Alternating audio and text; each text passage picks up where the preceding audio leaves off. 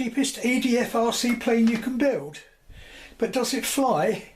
Yeah, it flies. Just look at this. Okay, well, let's just go to the beginning of the story then. Okay, so what brought this about? You may have seen my big Lidl cheap foamy conversion with a 50mm EDF. Well, it was a kind of logical progression really, I guess. Little cheap foamies. I built about 10-15 of the big ones and half a dozen of the small ones. This is my EDF version, which was a great success. Well, it was after I put a bigger speed controller on it because the first one burnt out. That flew beautifully. A long while later, running out of ideas for little creations, I came up with my twin EDF version with a T-tail, which just looks so beautiful, and this flew amazingly well. I will link the maiden of that at the end. Build blogs are also for all of those on my channel.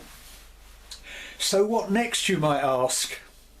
Well, as it happened, putting this together, by the way, these tiny little 30mm EDFs were at the time 2 for £10, and the first pair I bought, I had a fail of one, so I bought another pair.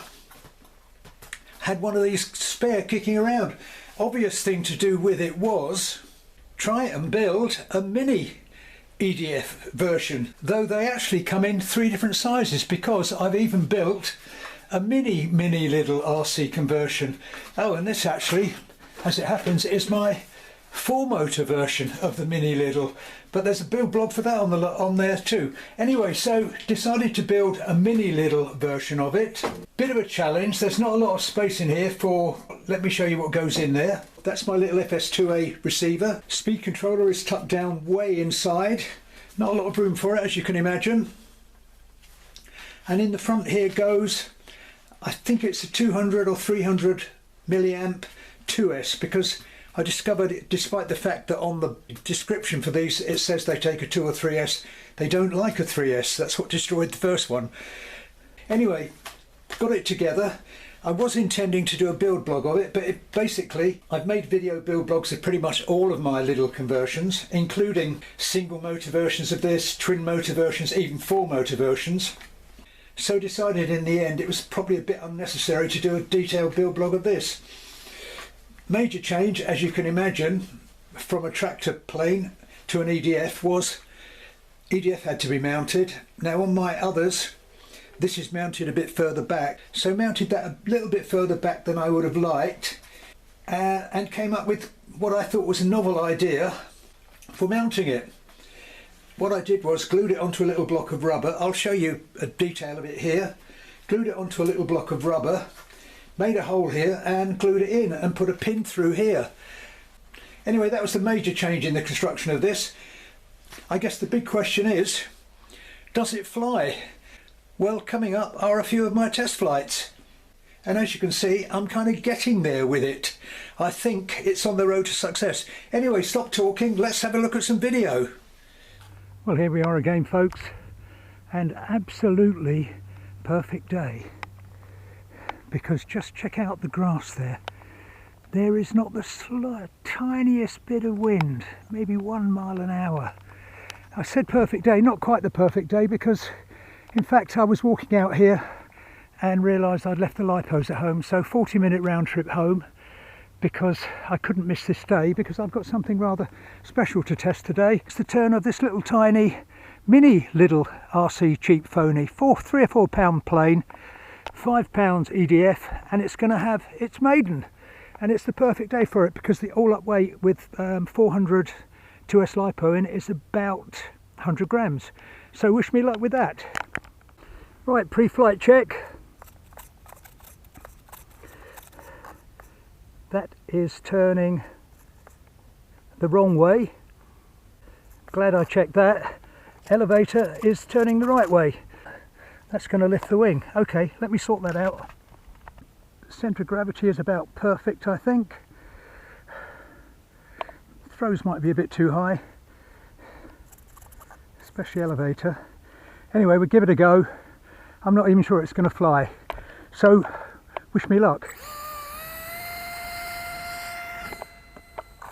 No, into the scrub. And of course, advantage of this place is soft landings. Now it might be the thrust angle of the EDF, But what I will do, move the battery back, and harder throw, because EDFs don't work like normal tractor planes or whatever, because where you've got the airflow straight over the wing, you've actually got to give this enough speed.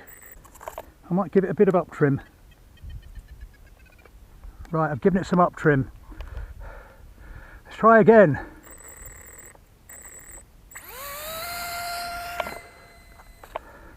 Well, kind of almost. I'm going to give it more up trim. Where is the wind coming from? Actually, what little wind there is coming from this way. Actually, the wind is picking up a little bit, and it's actually coming from this way, so I will throw it into wind. But I don't much like throwing in this direction, because if it does fly and go wrong, it can go behind those bushes. So we give it a go anyway.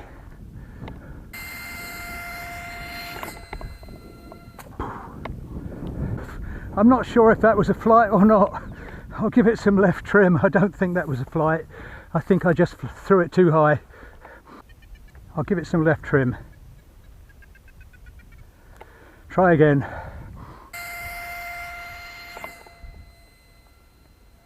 Oh, almost had it there. Did you see that?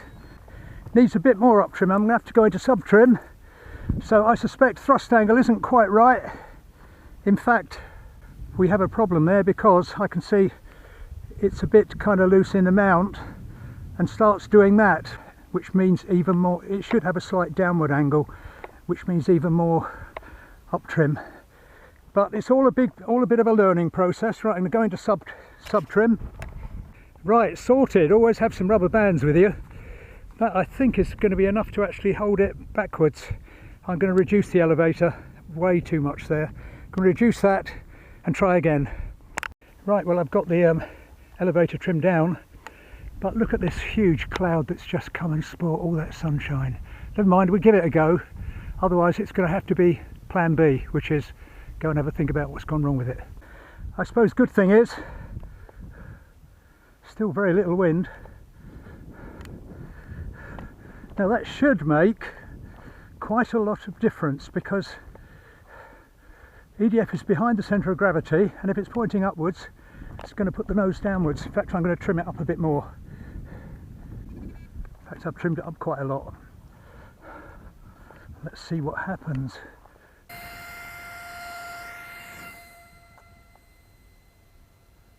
Whoa, what do you know?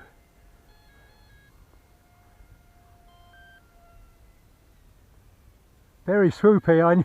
I thought I had too much throws. Can't get it to turn left. Elevator throws way too high. Oh, oh, and I was trying to bring it in to land it in the scrub there, but can't get it to turn left. That needs sub trim. I suspect that is torque from the EDF. I'm going to give it more left. Right, well, I can't remember whether it was, I think it was turning right, wasn't it? So I've given it loads of left. And we'll fly it this way. And I've given it lots more expo on the elevator. So I think with luck,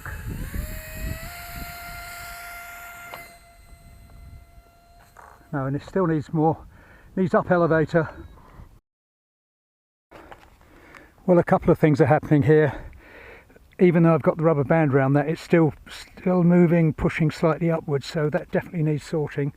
But we'll give it one more go. I think I'm going to run out of battery soon. Right, let's see.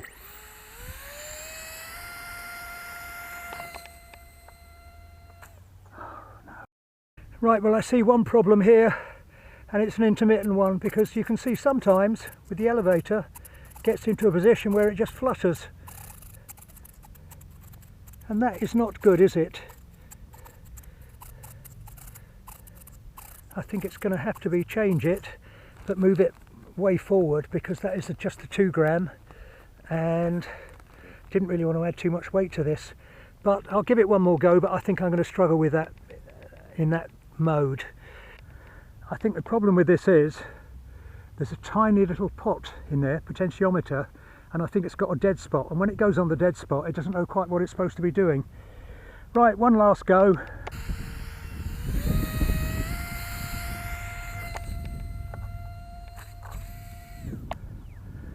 Yeah, well, never mind. I think it's back to the drawing board, change that servo and wait for another day, but there's not going to be many days like this.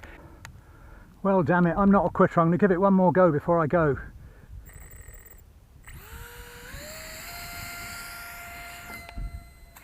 Straight into the deck. Oh well, never mind. Actually, I can see another problem with that anyway. My poor building, or my idea of actually making it removable, obviously hasn't worked. It's got quite an offset on that now, which is obviously chucking it off in whichever direction it's going off in. Something else to sort, but only a 2-minute job.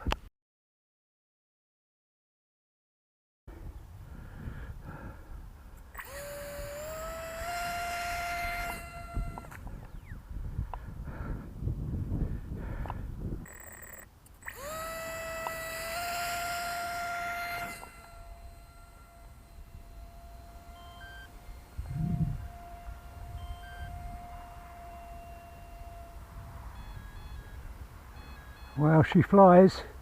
Let's knock the throttle back. I didn't like that much. Whoa, straight into the sun. Whoa, she's swoopy. Very swoopy.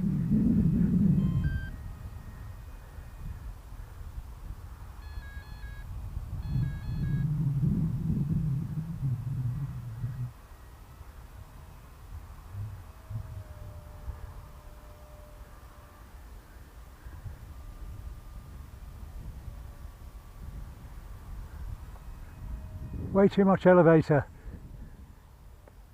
Whoa. Right, I just shut the throttle and look how well it glides. Glides well. Glides well when I shut the throttle.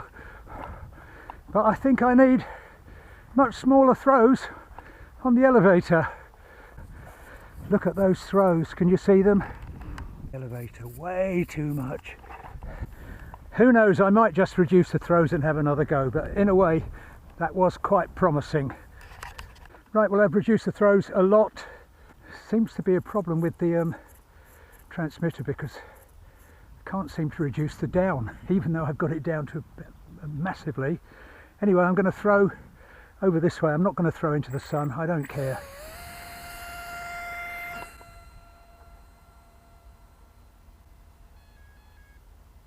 A bit better.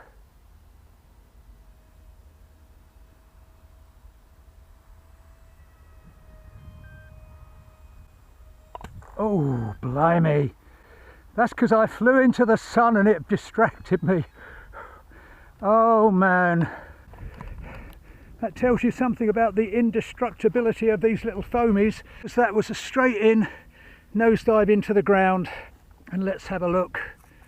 No damage whatsoever, apart from, where's the cockpit gone? I thought it was there.